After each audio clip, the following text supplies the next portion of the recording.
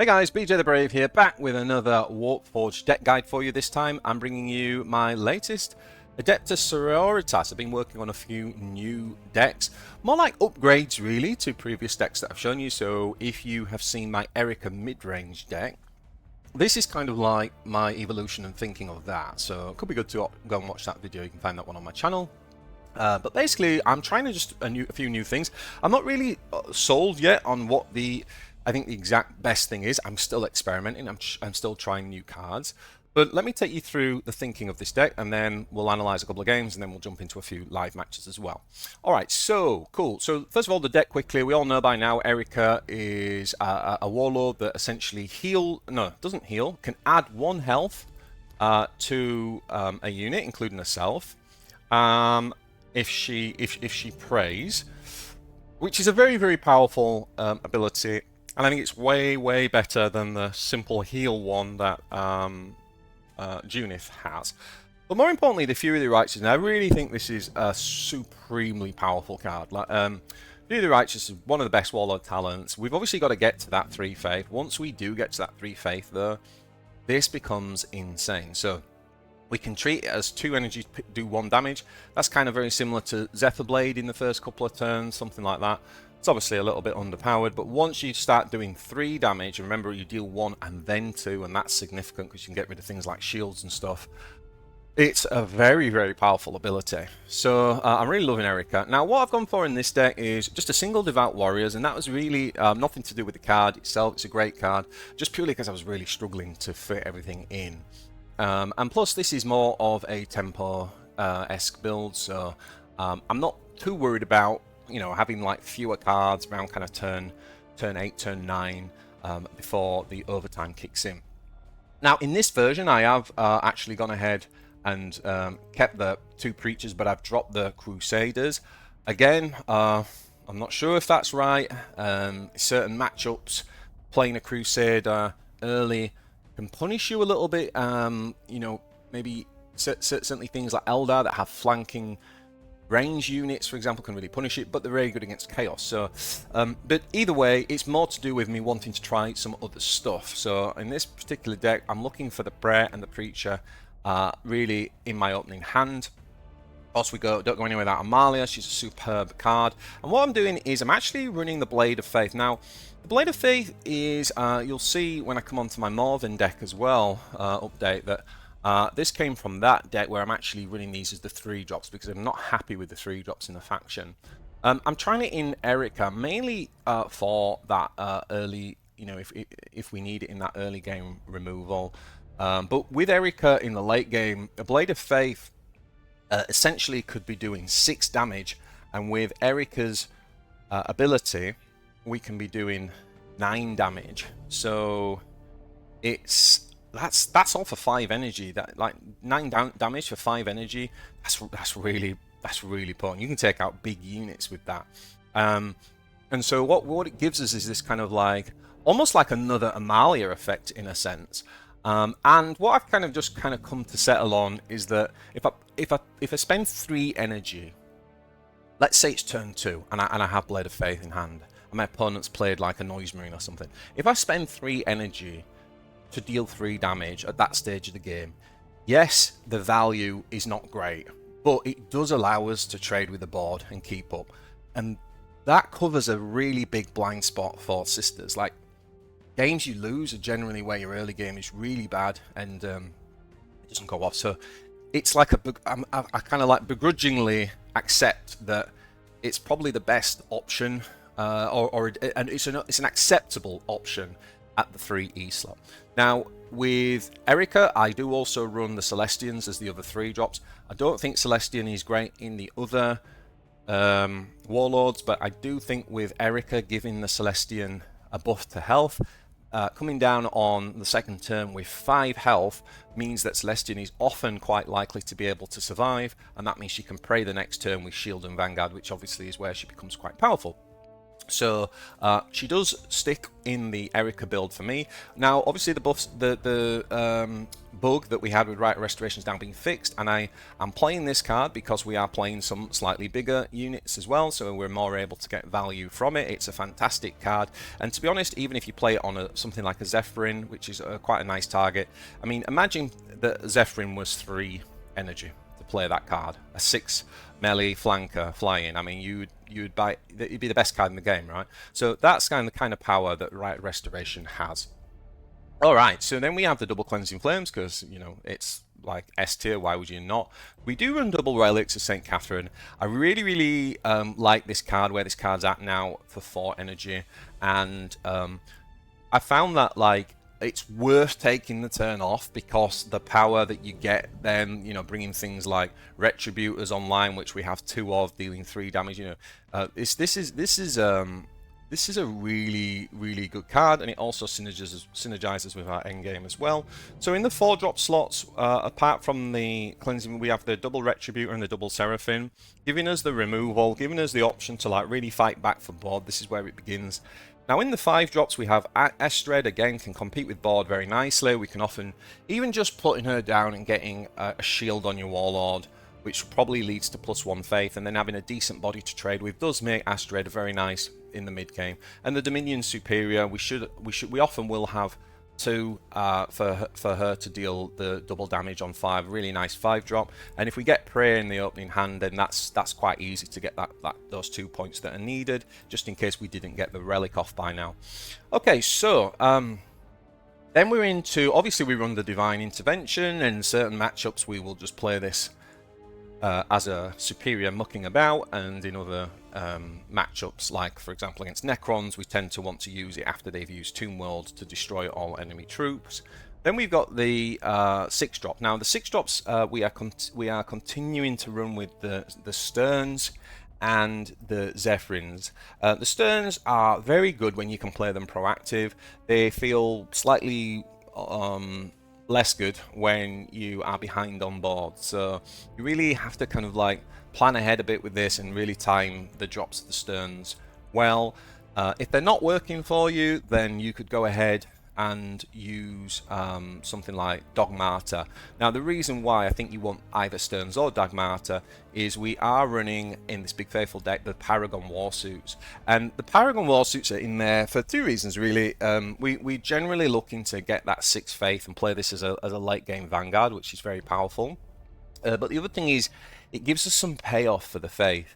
So we have a lot of things here that can gain faith. So if we once we play the Paragon, we can still continue to gain faith, and then it actually does something for us, right, in dealing 4 damage. So you can imagine that if you have a Stern down, or sorry, you have a Warsuit down, and the Stern is still dealing damage and gaining faith, or a Dogmata comes down and gives you faith, that's actually dealing 4 damage to face from the Paragon Warsuit. Similarly, if you've already got big faith and you just basically got extra relics, you can use those as like basically a finisher. The relic of St. Katherine for 4 energy turns into a death from above, right? From Space Marines, 4 energy, deal 4 damage to face. So yeah, I mean, I really think that the Warsuits are an interesting way to take Erika. Obviously, they can be removed with hard removal. But it's not too punishing. It obviously doesn't feel good if, like, Marines, for example, get off hard removal for 5. You are 3 behind on tempo there.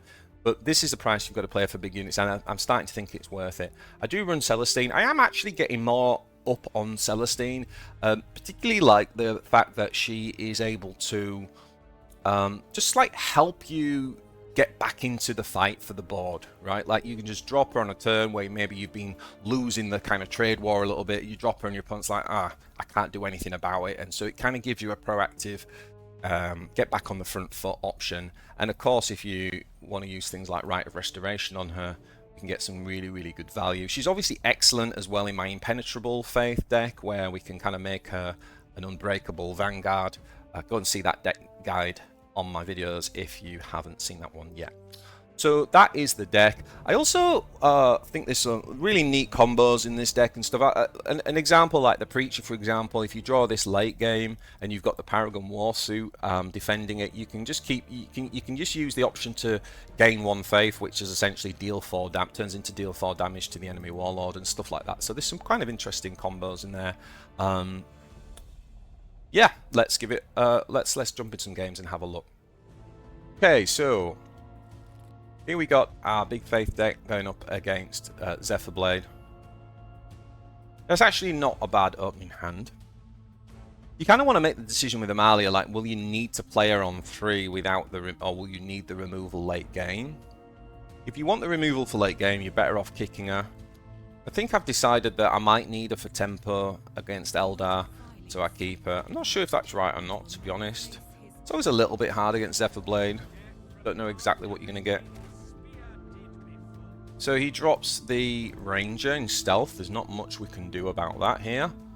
So it's just simply heal, pray. And as you can see, this type of turn, you know, when we haven't got the prayer and we haven't got the Preacher, we are behind at this stage. Obviously, we haven't got a prayer in hell that prayer is going to actually stick. But obviously, at least we get the +1 health from doing it. Like I said, nothing else to do there anyway.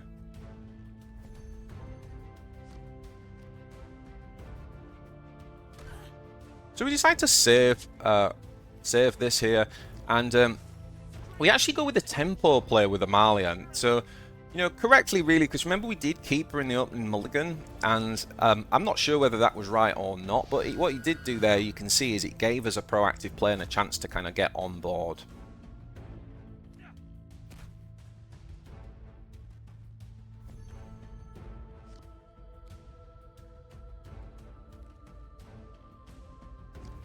So we actually decide to just, knowing we could have obviously taken that out, but it would have been a very inefficient use of our energy.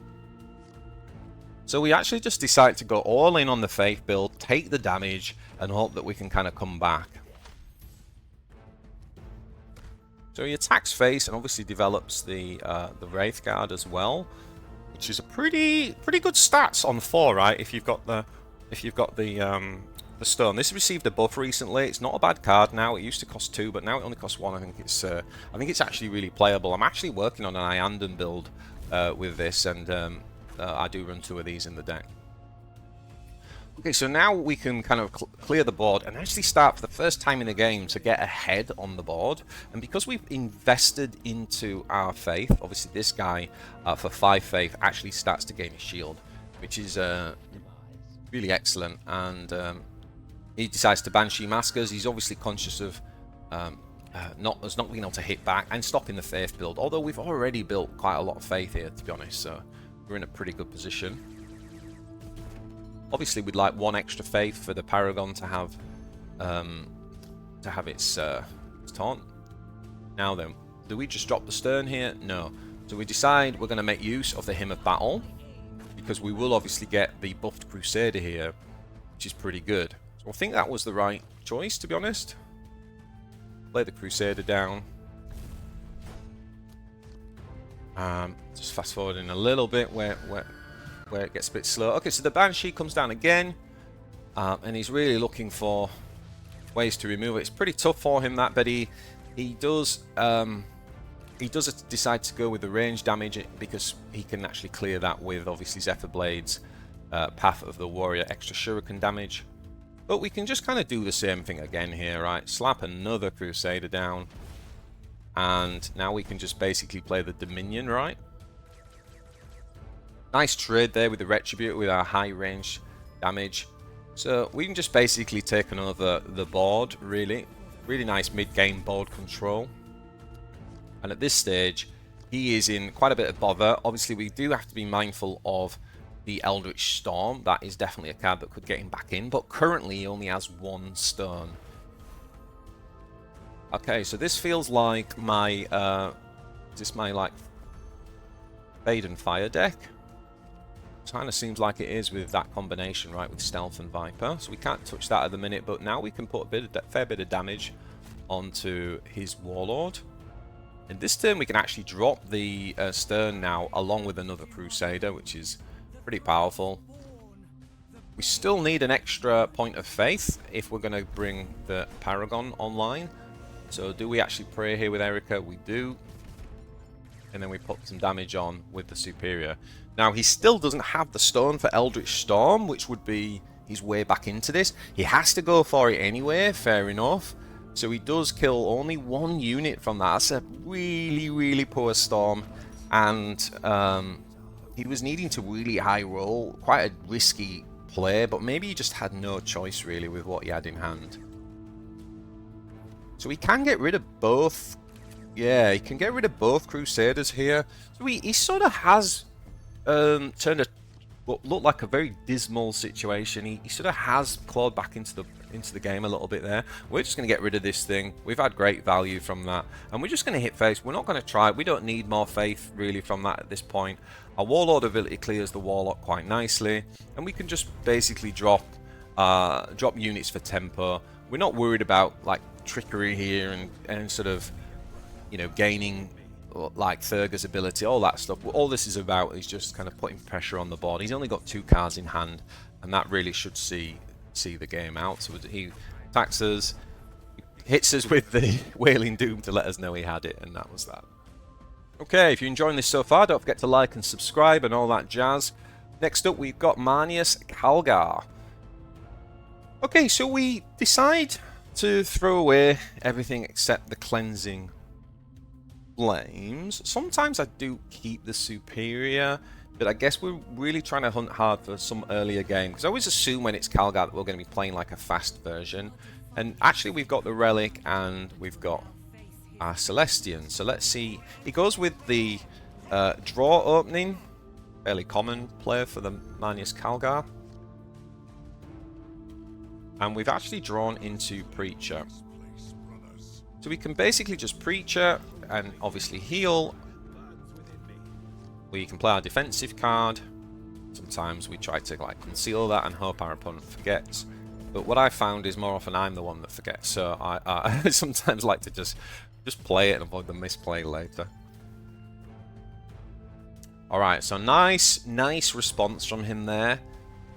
We do get one of our pals off, but I think we are going to have to trade with this rather than being able to pray. Absolutely. So there'll be no prayer this turn. However, we do have the 2 faith, and now that brings the Dominion online. So he plays the Inceptor. We do have good...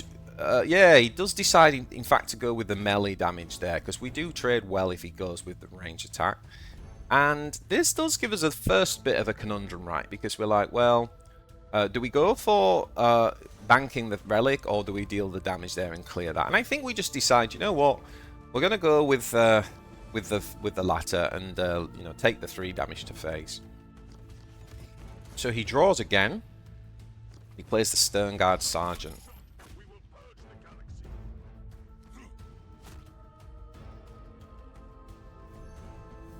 So now there's a few ways we could do this, right? We could obviously just clear the board, or we could have played the Dominion. I actually think I preferred the Dominion there, if I'm honest. I'm not sure about that play, because yes, we clear the board and we can obviously get the benefit of drawing cards, but I feel like we would have we're even on board here, whereas I think the Dominion play would have had us slightly ahead on board, and potentially stopped him being able to make this play here, because he would have needed to dealt with the Dominion. So I actually think that was the first misplay. You've got to think about that. Sometimes AoE is a bit of a trap, like removal can sometimes be a bit of a trap. But look at this, guys. This is a great example of where the Cleansing Flame really comes into being. For only 3 energy, we get to smash a 6 energy Calcius, and then we just get to drop the Celestian as well. So that's a super powerful turn. After the misplay of the previous turn, that really gets us back into the game. But he is hitting us with some bombs now. Straight after Cassius is dropping the old Storm Raven, and that's going to clear that.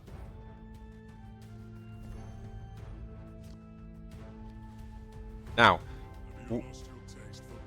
this is a very, very awkward turn, because there's a few ways we could have done it. We could have used the Divine Intervention, but I'm very worried looking at this build that he's running things like Dreadnoughts or Land Raiders, and I think we need to save that. But what it does mean is taking a massive 6 damage to face, and I'm not sure whether we could afford to do that at this stage. So I do feel like that could potentially be a second misplay. It's a difficult one because you're trying to judge what you think you might be coming up against. And you see here the Zephyrim would have been really good, right? The Zephyrim would have taken this out quite nicely. So certainly in terms of the current board state, playing the Divine Intervention last turn and the Zephyrim this turn would have been a much better play. But obviously we made the play try to anticipate that we might be running into something bigger. But obviously on reflection, the Divine Intervention would have been the correct play. So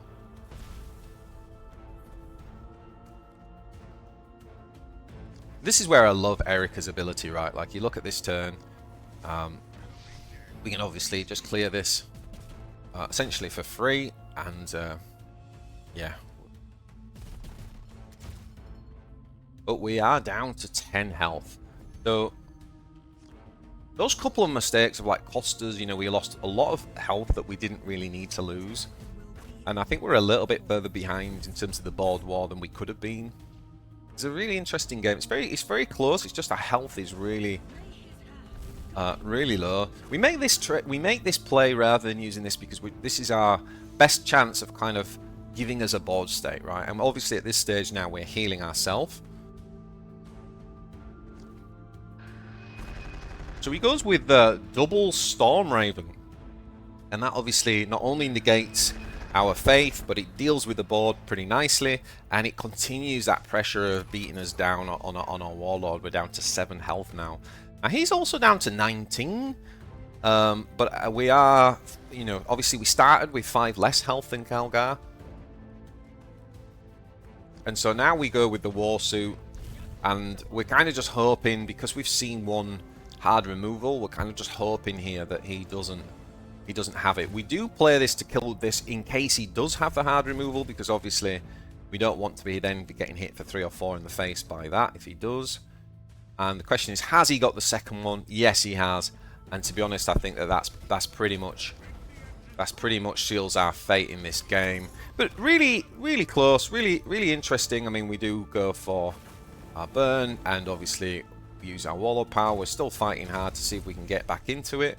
We heal ourselves, and we actually pop the shield on there to see whether that can help. So he drops the Sergeant. He does have a Codex Discipline to kind of pop one of these shields, which does hit Erika. And then he plays the 6 Energy Zeal. So he can actually just hit us in the face now for 4 damage, or he can clear... Oh, he's got the Tactical Insight as well. Wow. Wow. Oh, he's almost got lethal. So he just hits us in the face and says, there you go, you got 1 health, what are you going to do?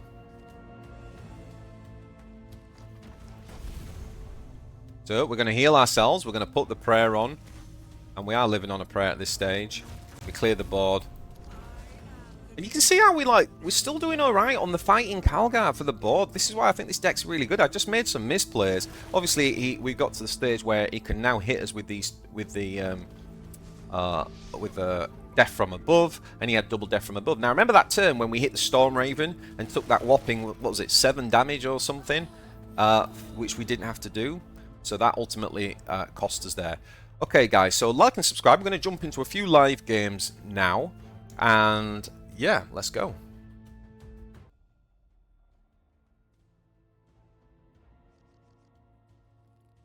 Faith into Imotekh.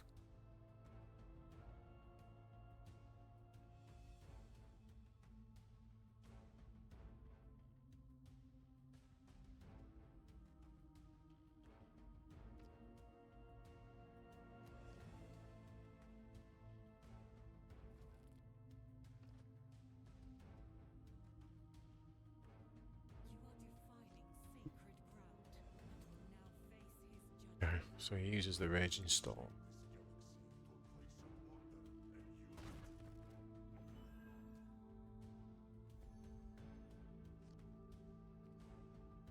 Sadly, prayer's not that good, is it?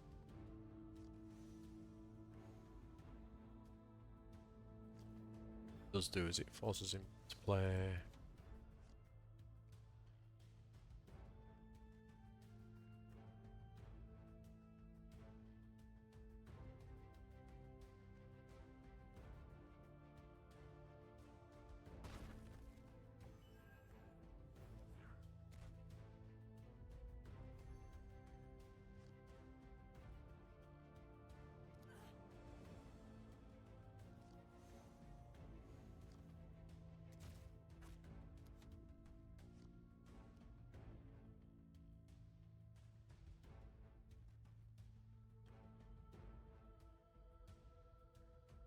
Psychomancer? That was the pit. Probably did disrupt the pit in a bit. It's quite nice.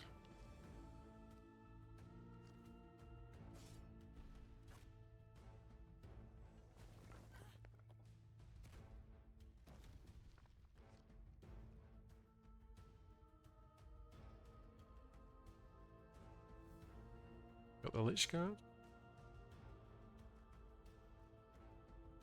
Probably gonna go. Probably gonna go Aestred-Thurga here.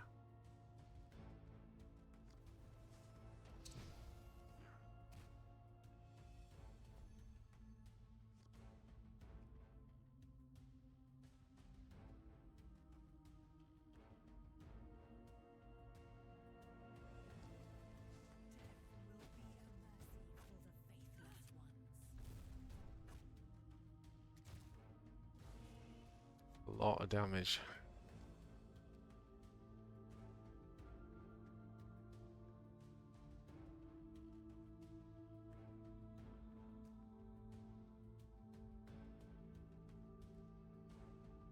Oh, interesting. This allows us to drop the Stern, making a reactive.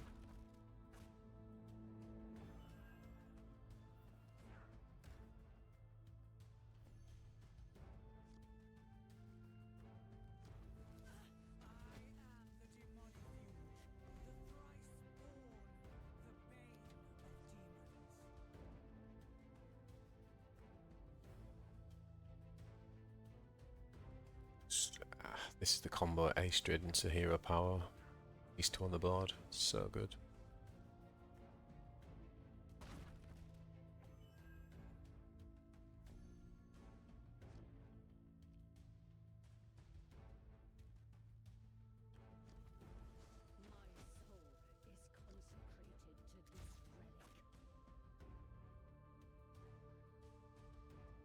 Oh no. Oh no, I thought I was doing 3 damage. Yeah.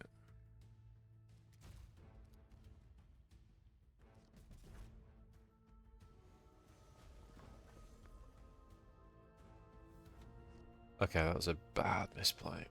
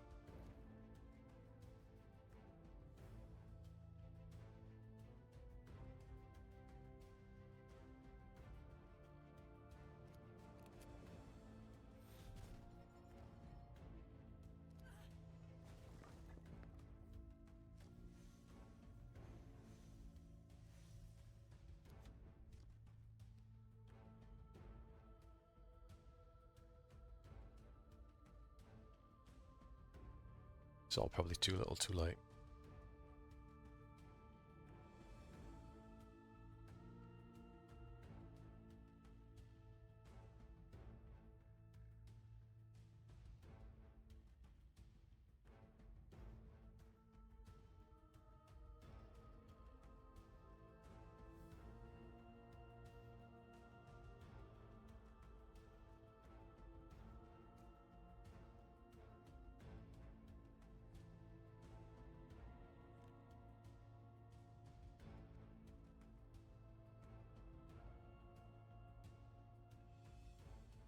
He's thinking long and hard here.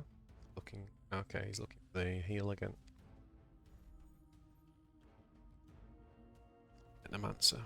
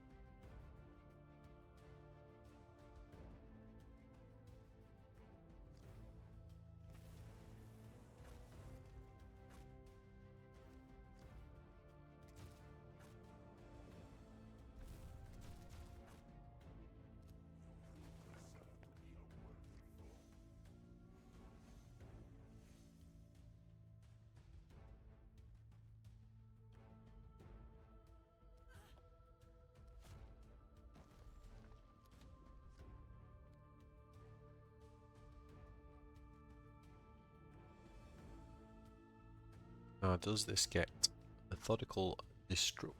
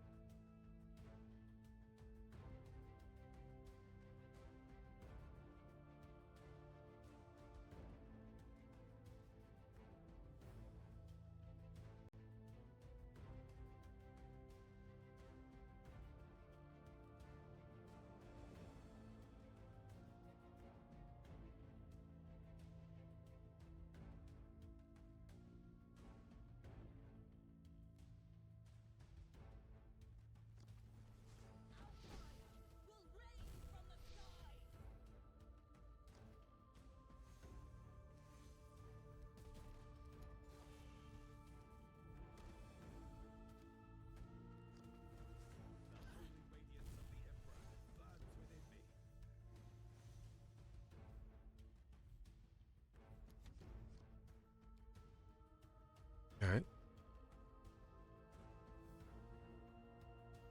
Tomb World.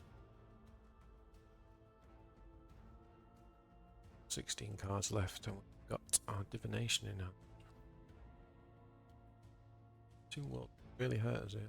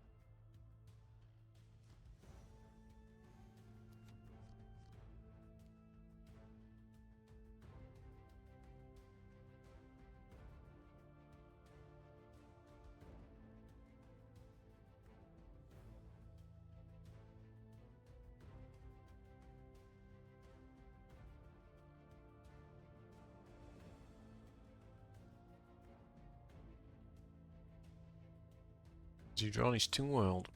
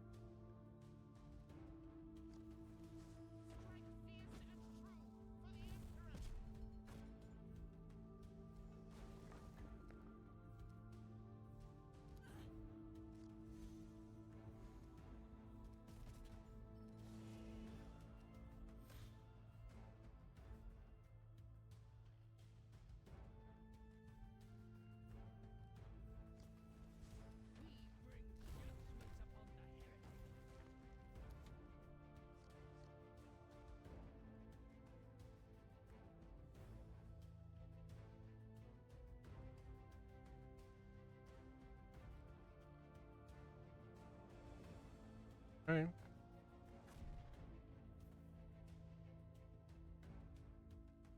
It's energy left to play with.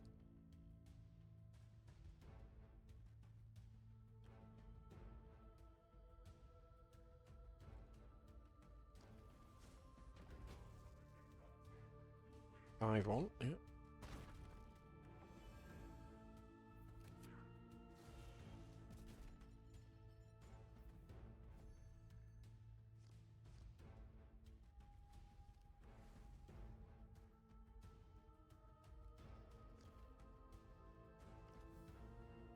See what we do.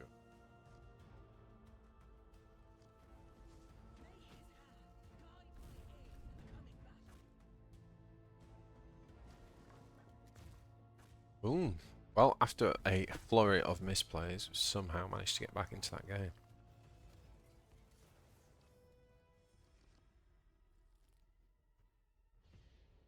Okay, big faith against Imotekh again.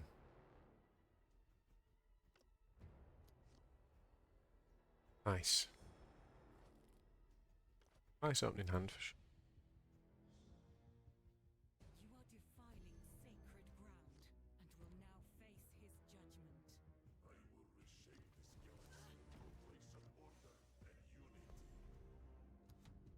This is better than the prayer opener because obviously Imotekh can ping shield.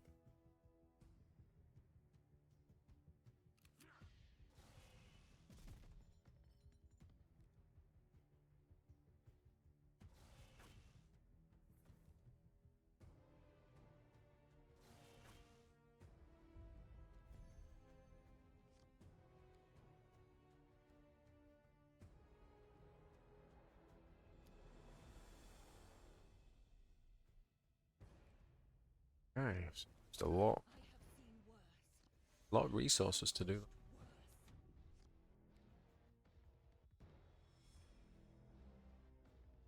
This card's a bit of a problem for him when he's going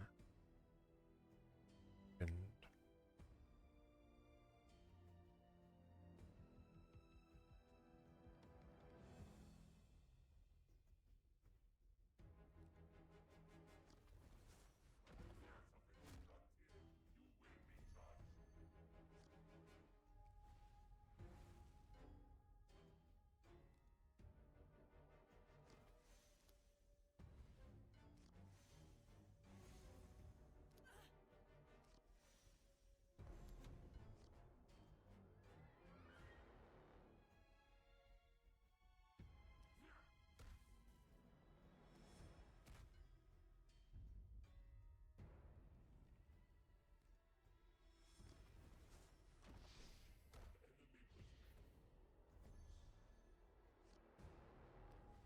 Nice.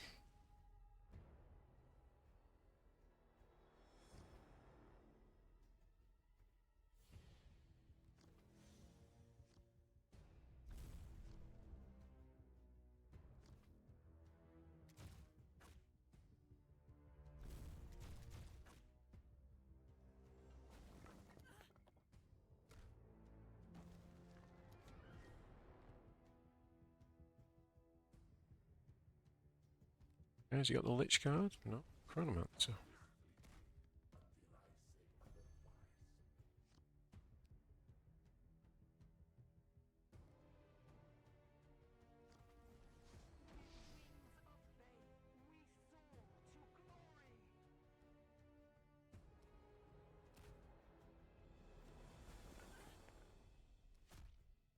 Just gonna...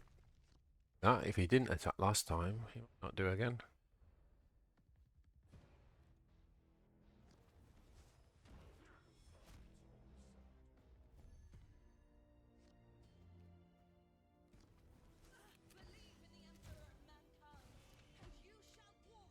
So this does open up his Technomancer play.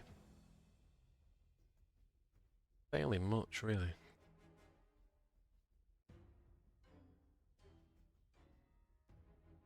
Thunderbolt. Find that too much.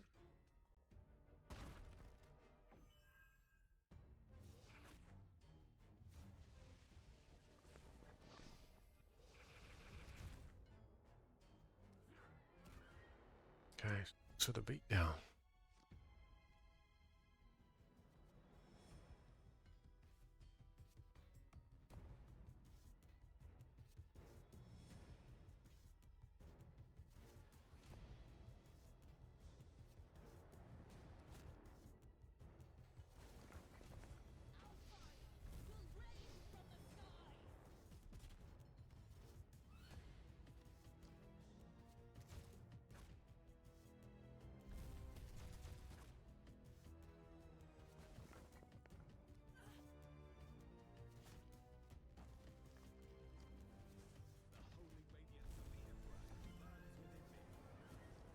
Let's do that.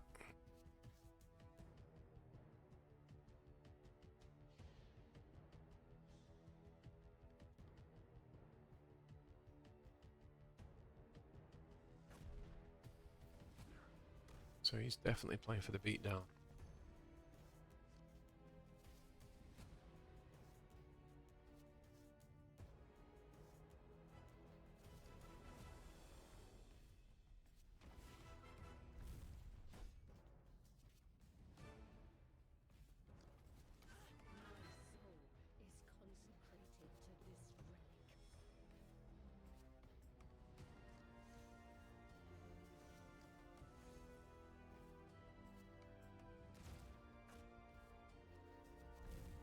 Actually gonna attack with that just yet.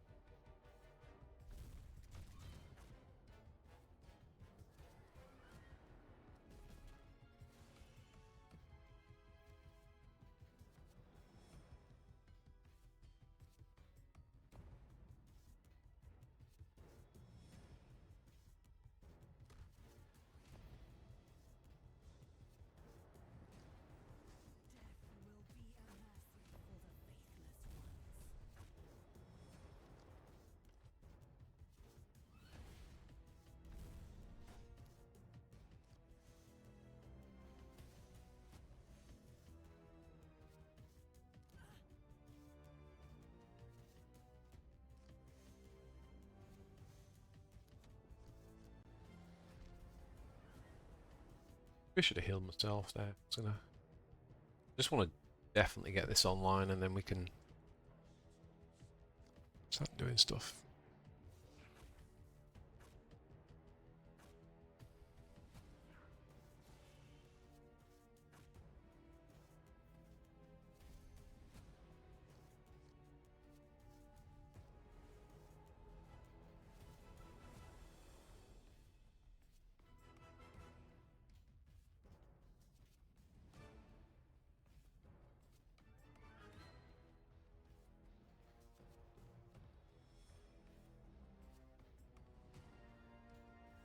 really want to drop this here.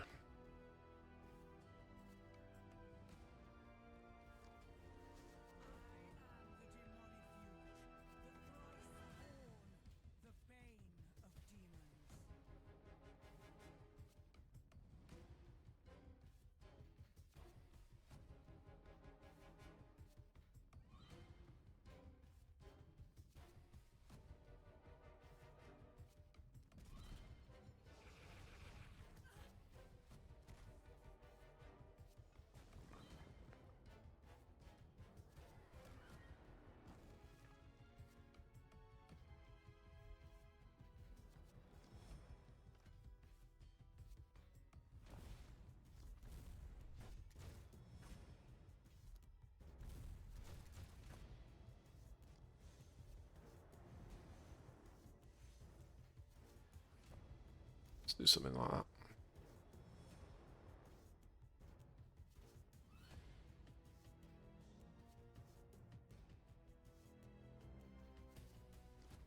Okay.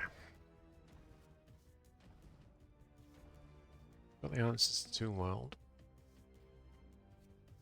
Got the answer to Tomb World, so now we're thinking about Resurrection Orb. Probably.